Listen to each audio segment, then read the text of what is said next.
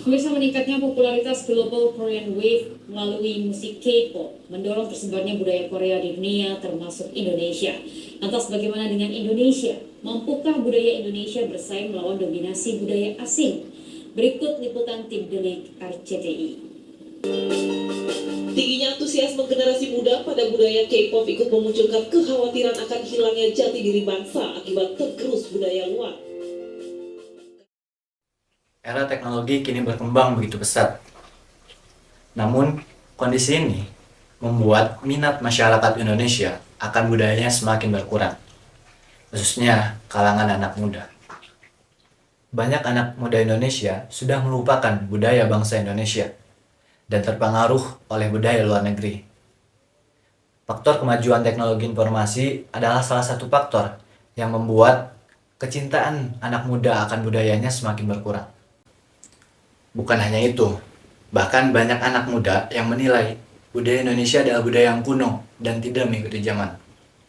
Padahal, budaya Indonesia memiliki banyak sekali ragam dan sangatlah keren.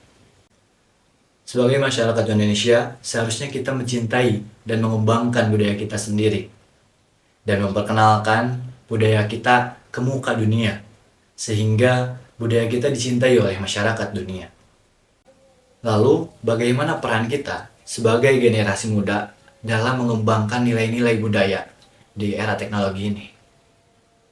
Maka dari itu, program Gerakan Lestari Budaya ini hadir sebagai bentuk dari banyaknya cara dalam mengembangkan dan melestarikan kebudayaan Indonesia di era teknologi ini, khususnya yang ada di Kabupaten Garut. Hal ini sejalan dengan peran kita sebagai generasi muda yang ada di Kabupaten Garut untuk kembali menyadarkan masyarakat, khususnya kalangan pemuda, tentang betapa pentingnya kita merawat, mengembangkan, dan melestarikan kebudayaan yang ada di Kabupaten Garut ini. An ethnic culture resides in the heart and in the soul of its people.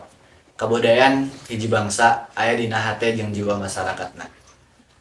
Simkuring Sukron Nur Hadi siap tandang dina Raraga Pasanggiri Mojang Jajaka Kabupaten Garut tahun 2023.